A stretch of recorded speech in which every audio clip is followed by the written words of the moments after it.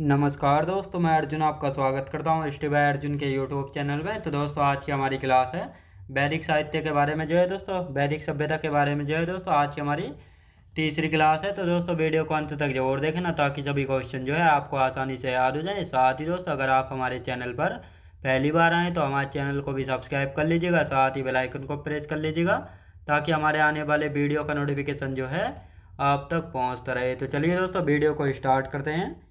यानी आज की क्लास में हम जानेंगे दोस्तों वैदिक सभ्यता की जो है तीसरी क्लास के बारे में जानेंगे। तो यहाँ पे हेडिंग डाल लेते हैं वैदिक सभ्यता। वैदिक सभ्यता यानी आज की हमारी तीसरी क्लास हो जाती है वैदिक सभ्यता की। कौन सी दोस्तों? तीसरी क्लास जो है हो जाती है। और आज की क्लास में हम जानेंगे दोस्तों उपनिषद के बारे में जानेंगे। आज की क्लास में कौन कौन से उपनिषद हैं और 16 संस्कारों के बारे में जानेंगे। आज की क्लास में वेदों के बारे में जो है जानेंगे, ऋग्वेद के बारे में अच्छे से जो है जानेंगे। तो दोस्तों, यहाँ पर पहले थोड़ा समझ लेते हैं वैदिक साहित्य। वैदिक साहित्य की यदि बात की जाए, जिस समय वेद लिखे गए थे तो उसको वैदिक साहित्य जो है कहा जाता है। और लिखने का क्रम पहले वेद, फिर ब्राह्मण ब्राह्मण ग्रंथ, फिर आर्णक्य, फिर उपनिषद, इस प्रकार जो इनको लिखा गया था। तो दोस्तों, उपनिषदों की यदि बात की जाए तो उपनिषद का अर्थ होता है गुरु के समीप बैठकर शिक्षा प्राप्त करना। तो ये उपनिषद का अर्थ होता है। और यदि उपनिषदों की संख्या की बात की जाए तो उपनिषद कितने थे? तो उपनिषदों की संख्या दोस्तों 108। अब 108 उपनिषदों में से 4 उपनिषद तो ऐसे हैं जो कि केवल गद्य में हैं, 2 उपनिषद ऐसे हैं जो कि गद्य व पद्य दोनों में हैं, जो कि चंपू काव्य का उदाहरण है। और 102 उपनिषद ऐसे हैं जो कि केवल पद्य में हैं। याद रखें दोस्तों, जो कि केवल पद में हैं।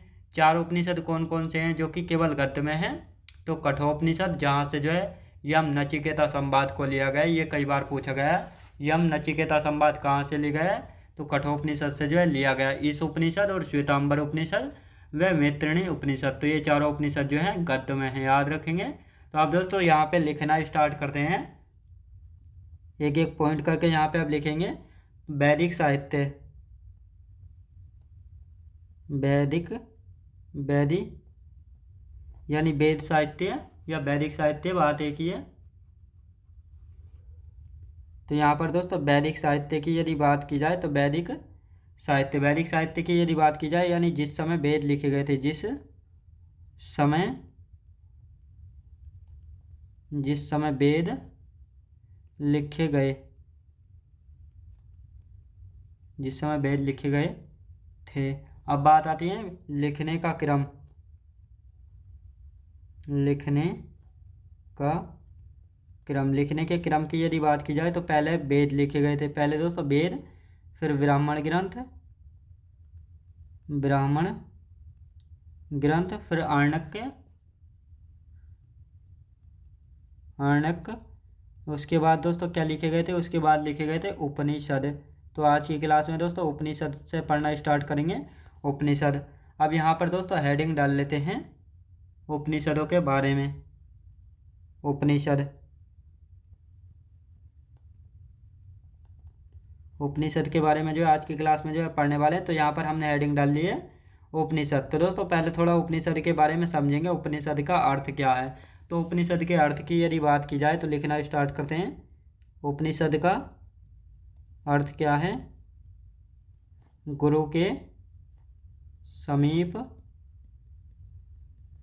बैठकर शिक्षा प्राप्त करना। तो ये दोस्तों उपनिषद का अर्थ है, यानी गुरु के समीप बैठकर शिक्षा प्राप्त करना। और उपनिषदों की संख्या की यदि बात की जाए, उपनिषदों की संख्या कितनी? 108 है। कितनी? यानी उपनिषदों की संख्या कितनी? 108 उपनिषद हैं। अब इनमें से बात आती है कौन कौन से उपनिषद है। तो यहाँ पर दोस्तों 4 उपनिषद ऐसे हैं, यानी 4 उपनिषद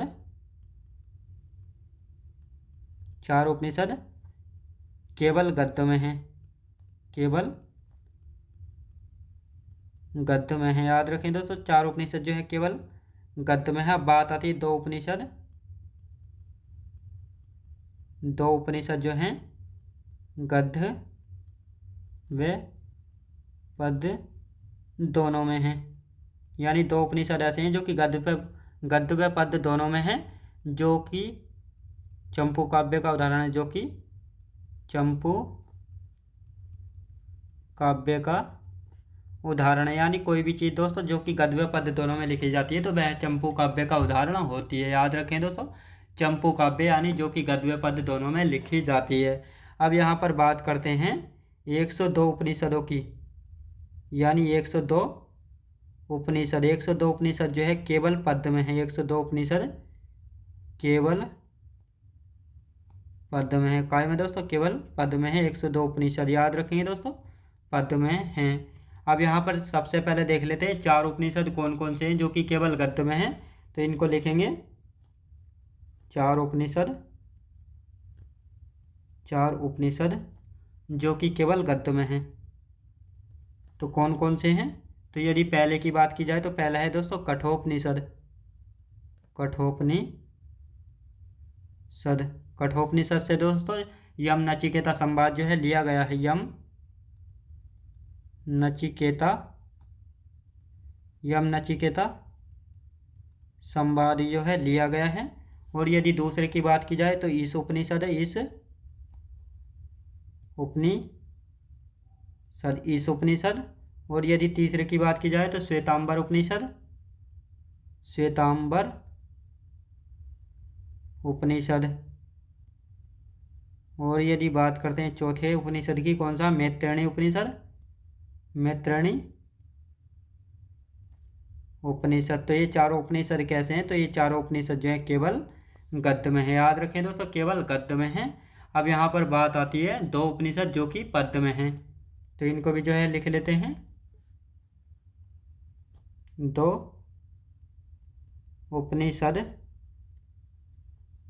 जो कि काय में है दोस्तों? जो कि पद्य में है। तो कौन कौन से हैं पद वाले उपनिषद? पहला है दोस्तों प्रश्न उपनिषद। प्रश्न उपनिषद। और यदि दूसरे की बात करते हैं तो दूसरा है दोस्तों कैन उपनिषद। कैन उपनिषद। दूसरा कौन सा है? कैन उपनिषद। और ये दोनों जो है दोस्तों चंपू काव्य का उदाहरण है। चंपू काव्य का उदाहरण है। याद रखें दोस्तों, चंपू काव्य का जो है उदाहरण है। अब दोस्तों इसका एक बार रिवीजन कर लेते हैं। तो यहाँ पर हम बात करते हैं वैदिक साहित्य। वैदिक साहित्य की यदि बात करते हैं, जिस समय वेद लिखे गए थे तो उसको वैदिक साहित्य जो है कहा जाता है। लिखने का क्रम, पहले वेद लिखे गए थे, फिर ब्राह्मण ग्रंथ, फिर आरण्यक, फिर उपनिषद। याद रखें दोस्तों, इस प्रकार जो इनको लिखा गया था। अब बात आती है उपनिषद की। उपनिषद की अर्थ क्या होता है दोस्तों? उपनिषद का अर्थ होता है गुरु के समय बैठकर शिक्षा प्राप्त करना। और उपनिषदों की संख्या की यदि बात की जाए तो उपनिषदों की संख्या कितनी थी? यानी उपनिषदों की संख्या 108। अब इन 108 उपनिषदों में से 4 उपनिषद तो है ऐसे हैं जो कि केवल गद्य में हैं। 2 उपनिषद ऐसे हैं जो कि गद्य व पद्य दोनों में हैं। और ये जो कि चंपू काव्य का उदाहरण है। यानी कोई भी चीज़ जो कि गद्य व पद्य दोनों में लिखी जाती है वह चंपू काव्य का उदाहरण जो है कहलाती है। अब दोस्तों बाकी जो 102 उपनिषद बचे ये केवल पद्य में है। काय में है? तो ये केवल पद्य में है। याद रखेंगे। अब 4 उपनिषद जो कि गद्य में है, तो कौन कौन से 4 उपनिषद हैं जो कि केवल गद्य में हैं? तो कठोपनिषद, ईश उपनिषद, श्वेतांबर उपनिषद और मैत्रेयणी उपनिषद। तो ये 4 उपनिषद जो है केवल गद्य में है। और यहाँ पर है दोस्तों कठोपनिषद, यहाँ से जो है यम नचिकेता संवाद को जो है लिया गया है। कई बार पूछा गया है यम नचिकेता संवाद जो है किस उपनिषद से लिया गया है, तो आपको पता होना चाहिए कठोपनिषद से जो है इसको लिया गया है। अब बात आती है दोस्तों 2 उपनिषद जो कि केवल पद्य में है। तो प्रश्न उपनिषद और कैन उपनिषद, ये दोनों जो है चंपू काव्य का उदाहरण है। याद रखें दोस्तों, ये दोनों जो है उपनिषद, ये कैसे उपनिषद है? ये दोनों पद्य में हैं। अब आते हैं सबसे बड़ा उपनिषद कौन सा है? तो सबसे बड़ा उपनिषद है बृहदारण्यक उपनिषद। यहाँ से जो है गार्गी और याज्ञवल्क्य संवाद, याज्ञवल्क्य, मैत्रेयणी और कात्यायनी का संवाद, तमसोमा ज्योतिर्गम्य जिसका मतलब है अंधकार से प्रकाश की ओर। तो ये तीनों संवाद जो है किस उपनिषद से लिए गए हैं? तो बृहदारण्यक उपनिषद से जो है इन तीनों संवादों को जो है लिया गया है। तो ये आपको पता होना चाहिए। तो इनको लिख लेंगे। सबसे बड़ा उपनिषद, सबसे बड़ा उपनिषद। सबसे बड़ा उपनिषद की यदि बात की जाए तो सबसे बड़ा उपनिषद कौन सा है दोस्तों? सबसे बड़ा उपनिषद है बृहदारण्यक उपनिषद। बृहदारण्यक उपनिषद। याद रखें दोस्तों, बृहदारण्यक उपनिषद जो है सबसे बड़ा उपनिषद है। अब यहाँ से जो है दोस्तों कौन कौन से संवाद जो है लिए गए हैं तो इनको देख लेते हैं। पहला है दोस्तों गार्गी, गार्गी और याज्ञवल्क्य संवाद, याज्ञवल्क्य संवाद। और दूसरे यदि संवाद की बात करते हैं तो दोस्तों याज्ञवल्क्य, याज्ञवल्क्य मैत्रेयी, मैत्रेयी प्लस कात्यायनी, कात्यायनी संवाद, कात्यायनी का संवाद। अब दोस्तों एक संवाद और लिया गया है यहाँ से, वो कौन सा है? तमसोमा ज्योतिर्गम्य, तमसोमा ज्योतिर्गम्य, तमसोमा ज्योतिर्गम्य, जिसका अर्थ होता है दोस्तों अंधकार से प्रकाश की ओर, अंधकार से प्रकाश की ओर। तो दोस्तों इन तीनों संवादों को जो है कहाँ से लिया गया है? तो इन तीनों संवादों को जो है लिया गया है बृहदारण्यक उपनिषद से, जो कि सबसे बड़ा उपनिषद है। ये आपको पता होना चाहिए। कहाँ से दोस्तों? ये लिया गया है बृहदारण्यक उपनिषद से, जो कि सबसे बड़ा उपनिषद है। अब आते हैं सबसे छोटा उपनिषद कौन सा है? मांडुक्य उपनिषद जो है सबसे छोटा उपनिषद है। सबसे पुराना उपनिषद कौन सा है? छांदोग्य उपनिषद है। और मुंडकोपनिषद से जो है क्या लिया गया है? मुंडकोपनिषद से सत्यमेव जयते शब्द को जो है लिया गया है, जिसका अर्थ होता है हमेशा सत्य की ही जो है जीत होती है। और साथ ही दोस्तों इसके बाद 16 संस्कारों का वर्णन जो है व्यास स्मृति, मनुस्मृति और धर्मशास्त्रों में जो है मिलता है। तो इन सभी 16 संस्कारों के बारे में जो है जानेंगे और उसके बाद जो है वेदों के बारे में जो है जानेंगे।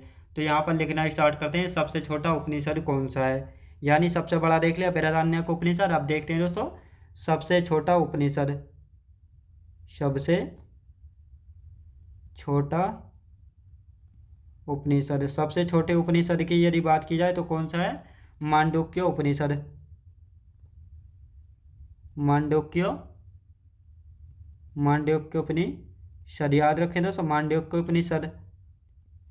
अब आते हैं दोस्तों सबसे पुराना कौन सा है? सबसे पुराना उपनिषद, सबसे पुराना उपनिषद, सबसे पुराने उपनिषद की यदि बात की जाए छांदोग्य उपनिषद, छांदोग्य उपनिषद। तो ये हो गया दोस्तों छांदोग्य उपनिषद। अब आते हैं दोस्तों मुंडकोपनिषद, मुंडकोपनिषद, मुंडकोपनिषद से जो है क्या लिया गया है दोस्तों? सत्यमेव जयते शब्द को जो है लिया गया है, सत्यमेव जयते, सत्यमेव जयते शब्द को जो है लिया गया है, जिसका अर्थ होता है दोस्तों हमेशा सत्य की ही जो है जीत होती है। तो दोस्तों अब इसका एक बार रिवीजन करेंगे। तो यहाँ पर हम बात करते हैं सबसे बड़ा उपनिषद कौन सा है। तो सबसे बड़े उपनिषद की यदि बात की जाए तो सबसे बड़ा उपनिषद कौन सा है? सबसे बड़ा उपनिषद है बृहदारण्यक उपनिषद। अब यहाँ से जो है कौन कौन से संवाद जो लिए गए हैं? तो गार्गी और याज्ञवल्क्य का संवाद, याज्ञवल्क्य फिर मैत्रेयी और कात्यायनी का संवाद, और तमसोमा ज्योतिर्गम्य, जिसका अर्थ होता है अंधकार से प्रकाश की ओर। तो ये तीनों संवाद जो है कहाँ से लिए गए हैं? यदि इन तीनों संवादों की बात की जाए तो इन तीनों संवादों को जो है दोस्तों बृहदारण्यक उपनिषद से जो है लिया गया था, जो कि सबसे बड़ा उपनिषद है। अब आते हैं सबसे छोटा उपनिषद कौन सा है? तो सबसे छोटा उपनिषद है मांडुक्य उपनिषद। सबसे पुराना उपनिषद कौन सा है? छांदोग्य उपनिषद।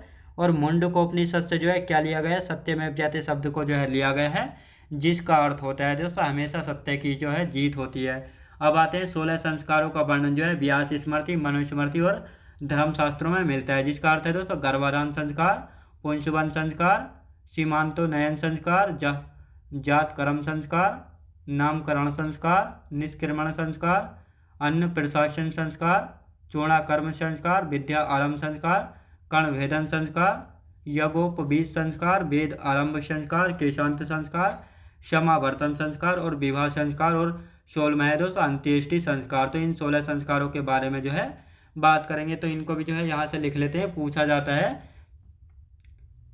जाता है कि 16 संस्कारों में से जो है कौन सा संस्कार जो है नहीं आता है। तो इस प्रकार से यहाँ से जो है क्वेश्चन पूछा जाता है। तो इनको यहाँ पे लिख लेते हैं, हेडिंग डालेंगे दोस्तों 16 संस्कारों का वर्णन, 16 संस्कारों का वर्णन 16 संस्कारों के वर्णन की यदि बात की जाए तो इनका वर्णन कहाँ मिलता है? व्यास स्मृति में। कहाँ का मिलता है? व्यास स्मृति, मनुस्मृति, मनुस्मृति और धर्म शास्त्रों में मिलता है। धर्म शास्त्रों में। कहाँ पे दोस्तों? धर्म शास्त्रों में मिलता है। अब दोस्तों इनको एक एक करके जो है लिख लेते हैं, कौन कौन से 16 संस्कार हैं। तो सबसे पहले बात आती है दोस्तों कौन सा? गर्भाधान संस्कार। गर्भाधान संस्कार,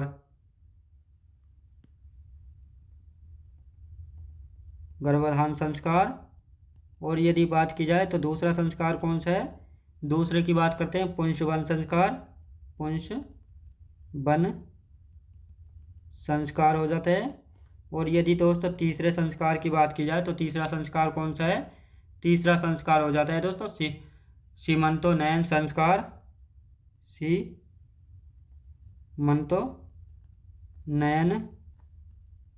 संस्कार, सीमंतोन्नयन संस्कार हो गया। और यदि बात करते हैं दोस्तों जात कर्म संस्कार, जात कर्म संस्कार कौन सा है दोस्तों? जात कर्म संस्कार जो है हो जाता है। फिर आता है दोस्तों नामकरण संस्कार। नामकरण संस्कार कौन सा हो जाता है दोस्तों? नामकरण संस्कार हो जाता है। और इसके बाद आता है दोस्तों निष्क्रमण संस्कार। निष्क्रमण संस्कार कौन सा दोस्तों? निष्क्रमण संस्कार हो जाता है। फिर कौन सा है दोस्तों? अन्नप्राशन संस्कार। अन्नप्राशन संस्कार हो जाता है। और इसके बाद कौन सा है दोस्तों? चूड़ाकर्म संस्कार। चूड़ाकर्म संस्कार कौन सा दोस्तों? चूड़ाकर्म संस्कार जो है हो जाता है। और इसके बाद कौन सा आता है दोस्तों? विद्या आरंभ संस्कार। विद्यारंभ संस्कार। और फिर कौन सा संस्कार आता है दोस्तों? इसके बाद आता है कर्णभेदन संस्कार। कर्णभेदन संस्कार। कर्णभेदन संस्कार जब कान को छिदवाया जाता है। फिर आता है दोस्तों यज्ञोपवीत संस्कार। यज्ञोपवीत संस्कार कौन सा दोस्तों? यज्ञोपवीत संस्कार हो जाता है। वेदा आरंभ संस्कार। वेदा आरंभ संस्कार कौन सा दोस्तों? वेदा आरंभ संस्कार। केशांत संस्कार। केशांत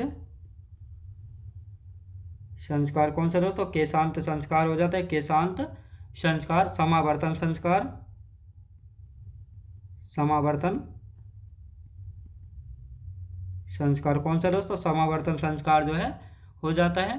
फिर आते हैं दोस्तों विवाह संस्कार। विवाह संस्कार। फिर कौन सा आता है दोस्तों? अंत्येष्टि संस्कार।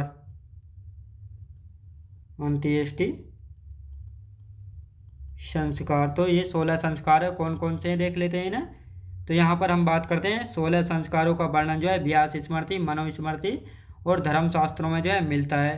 पहला है दोस्तों गर्भाधान संस्कार। फिर है पुंसवन संस्कार, सीमांतोन्नयन संस्कार, जात कर्म संस्कार, नामकरण संस्कार। फिर आते हैं दोस्तों निष्क्रमण संस्कार, अन्नप्राशन संस्कार, चूड़ाकर्म संस्कार, विद्या आरंभ संस्कार, कर्णभेदन संस्कार, यागोपवीत संस्कार, वेद आरंभ संस्कार, केशांत संस्कार, समावर्तन संस्कार, विवाह संस्कार और अंत्येष्टि संस्कार। तो इन सभी संस्कारों के बारे में जो है कहाँ पर बताया गया है? मनुस्मृति, धर्मशास्त्र और व्यास स्मृति में जो है बताया गया है। अब बात आती है दोस्तों वेदों की। वेदों की यदि बात की जाए तो वेदों की संख्या कितनी है? वेदों की संख्या है 4। कौन कौन से वेद हैं? ऋग्वेद, सामवेद, यजुर्वेद और अथर्ववेद। इनमें से ऊपर के जो 3 वेद हैं ऋग्वेद, सामवेद, यजुर्वेद, ये तीनों जो है वेद त्रय में आते हैं। किस में दोस्तों? वेद त्रय में आते हैं। पूछा जाता है वेद त्रय में कौन कौन से वेद आते हैं? तो वेद त्रय में 3 वेद आते हैं। कौन कौन से? ऋग्वेद, सामवेद और यजुर्वेद। ऋग्वेद की यदि बात की जाए तो ऋग्वेद जो है दोस्तों पूर्व वैदिक काल में जो है पढ़ा जाता है। किस काल में? पूर्व वैदिक काल में जो है पढ़ा जाता है। सबसे पुराना वेद है। मंडलों की यदि पूछा जाए इसमें कितनी संख्या, 10 मंडल होते हैं इसमें। सूक्तों की यदि बात की जाए तो 1028 इसमें सूक्त होते हैं ऋग्वेद में। ऋचा या मंत्र की यदि बात की जाए तो 10,462 या 10,532 जो है मंत्र यानी ऋचाएँ जो है होती हैं। और लगभग दोस्तों कितने शब्द हैं ऋग्वेद में, लगभग 1.5 लाख शब्द हैं। और ऋग्वेद को पढ़ने वाले को होत्र या होता जो है कहा जाता है। और इसके उपवेद की यदि बात की जाए तो उपवेद होता है दोस्तों इसका आयुर्वेद। लेकिन सुश्रुत के अनुसार आयुर्वेद किसका उपवेद है, अथर्ववेद का उपवेद है। तो दोस्तों अब इनको यहाँ पे लिखना स्टार्ट करते हैं। यहाँ पर हेडिंग डाल लेते हैं वेद। वेद की यदि बात की जाए, वेदों की संख्या कितनी है, 4। याद रखिए दोस्तों वेद कितने हैं, 4 वेद हैं। ये 4 वेद कौन कौन से हैं, ऋग्वेद को, दूसरा सामवेद, तीसरे की यदि बात की जाए यजुर्वेद। कौन सा दोस्तों, यजुर्वेद हो जाता है। और यदि चौथे की बात की जाए अथर्ववेद, यानी ये चौथा वेद है और सबसे नया वेद है। इनमें बात करते हैं दोस्तों, ये तीनों वेद जो हैं वेद त्रयी में आते हैं। पूछा जाता है कौन से वेद जो है वेद त्रयी में आते हैं, तो ये ऊपर के तीनों वेद जो है वेद त्रयी में जो है आते हैं। अब दोस्तों यहाँ पर हेडिंग डाल लेते हैं ऋग्वेद, यानी हम ऋग्वेद के बारे में जो है पढ़ने वाले हैं। तो यहाँ पर हेडिंग डालेंगे ऋग्वेद। ऋग्वेद को जो है दोस्तों पूर्व वैदिक काल में पढ़ा जाता है। पूर्व वैदिक काल में जो है पढ़ा जाता है। और जो नीचे के तीनों वेद हैं सामवेद, यजुर्वेद और अथर्ववेद, इनको जो है उत्तर वैदिक काल में जो है पढ़ा जाता है। अब दोस्तों यहाँ पर ऋग्वेद की यदि बात आती है तो सबसे पुराना वेद है, लिखेंगे सबसे पुराना वेद है। कौन सा दोस्तों, सबसे पुराना वेद है। सबसे पुराना वेद कौन सा है, तो ऋग्वेद जो है सबसे पुराना वेद हो जाता है। इसमें यदि मंडलों की बात की जाए तो ऋग्वेद में मंडलों की संख्या कितनी है, 10। यानी ऋग्वेद में मंडल कितने हैं, 10। और यदि सूक्त की बात की जाए तो ऋग्वेद में सूक्तों की संख्या कितनी है, 1028। कितनी दोस्तों, 1028। यदि मंत्र या ऋचाओं की बात की जाए, मंत्र या ऋचाएँ की बात की जाए तो कितनी है दोस्तों, 10,462 या 10,532। तो दोस्तों दोनों ही जो है पूछा जाता है, तो बिल्कुल कंफ्यूज नहीं होना। सबसे ज़्यादा पूछा जाता है 10,532 को जो है सबसे ज़्यादा पूछा जाता है। अब बात आती है ऋग्वेद में जो है लगभग कितने शब्द हैं, लगभग 1.5 लाख शब्द हैं ऋग्वेद में। कितने, लगभग 1.5 लाख शब्द हैं, याद रखेंगे। अब जो ऋग्वेद को पढ़ने वाला होता है उसको क्या कहा जाता है, पढ़ने वाला। दोस्तों ऋग्वेद को पढ़ने वाले की यदि बात की जाए तो क्या होता है, होत्र या होता। याद रखें दोस्तों, होत्र या होता जो है, जो ऋग्वेद को पढ़ने वाला होता है उसको होत्र यानी होता जो है कहा जाता है। अब यदि इसके उपवेद की बात करते हैं, उपवेद दोस्तों पहले इसको जो है लिख लेते हैं, फिर अच्छे से जो है इसको समझेंगे। उपवेद की यदि बात की जाए तो आयुर्वेद जो है इसका उपवेद है। कौन सा दोस्तों, आयुर्वेद जो है इसका उपवेद है। लेकिन सुश्रुत के अनुसार, सुश्रुत के अनुसार आयुर्वेद जो है अथर्ववेद का उपवेद है। अथर्ववेद का उपवेद है, अथर्ववेद का उपवेद है, ये याद रखेंगे। अब बात आती है दोस्तों, पहले इसको समझ लेते हैं, फिर इसके मंडलों के बारे में बात करेंगे ऋग्वेद के। तो दोस्तों हम यहाँ पर बात कर रहे हैं वेदों की। तो वेदों की संख्या की यदि बात की जाए तो वेदों की संख्या है 4। यानी वेदों की संख्या कितनी है, 4 वेद है। कौन कौन से हैं, ऋग्वेद हो जाता है दोस्तों, सामवेद हो जाता है, यजुर्वेद और अथर्ववेद। इनमें से दोस्तों ये 3 जो वेद हैं, ऋग्वेद, सामवेद और यजुर्वेद, ये तीनों वेद त्रयी में आते हैं। यानी वेद त्रयी का मतलब है इसमें जो है 3 वेद शामिल है। कौन कौन से हैं, ऋग्वेद, सामवेद, यजुर्वेद, याद रखेंगे। अब यहाँ पर हम सबसे पहले पढ़ने वाले हैं ऋग्वेद को।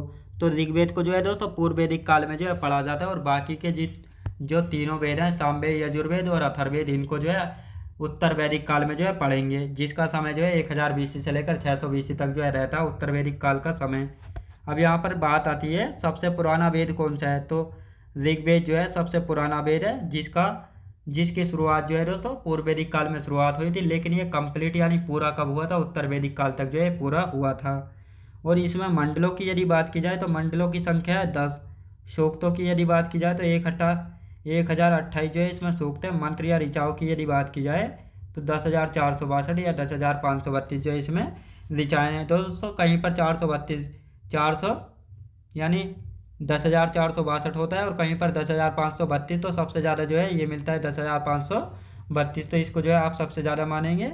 और यदि बात की जाए ऋग्वेद में शब्दों की संख्या कितनी है, तो ऋग्वेद में शब्दों की संख्या लगभग 1.5 लाख।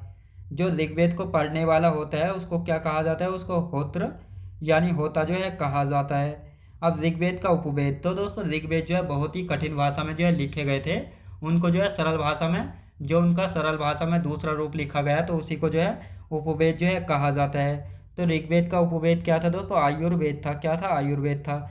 लेकिन एक व्यक्ति हुए हैं सुश्रुत, इनके अनुसार यानी इनका कहना था आयुर्वेद जो है ये अथर्ववेद का उपवेद है। यानी तो यहाँ से क्वेश्चन बनता है सुश्रुत के अनुसार जो है आयुर्वेद अथर्ववेद का उपवेद है।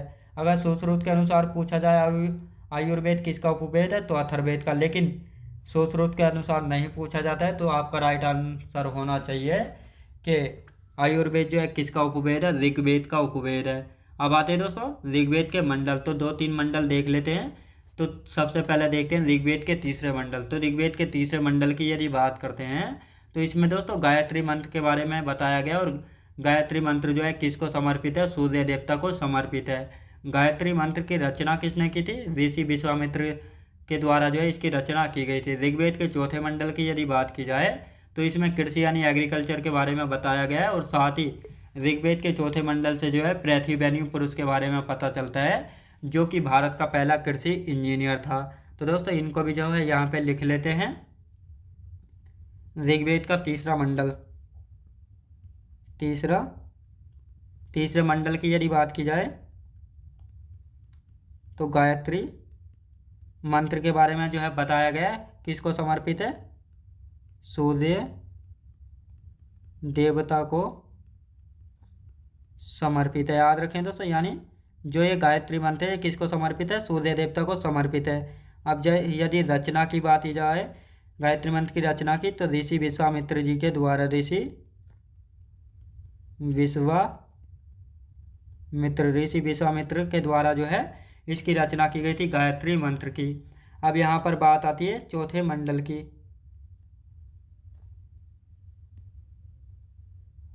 चौथे मंडल की यदि बात आती है तो चौथे मंडल में जो है किसके बारे में बताया गया है, तो इसको भी जो है देख लेते हैं। कृषि यानी एग्रीकल्चर के बारे में जो है बताया गया है। ऋग्वेद के चौथे मंडल में कृषि यानी एग्रीकल्चर के बारे में जो है बताया गया है, और साथ ही दोस्तों चौथे मंडल से जो है पृथ्वीबेन्यू पुरुष के बारे में पता लगता है। पृथ्वीबेन्यू पुरुष के बारे में,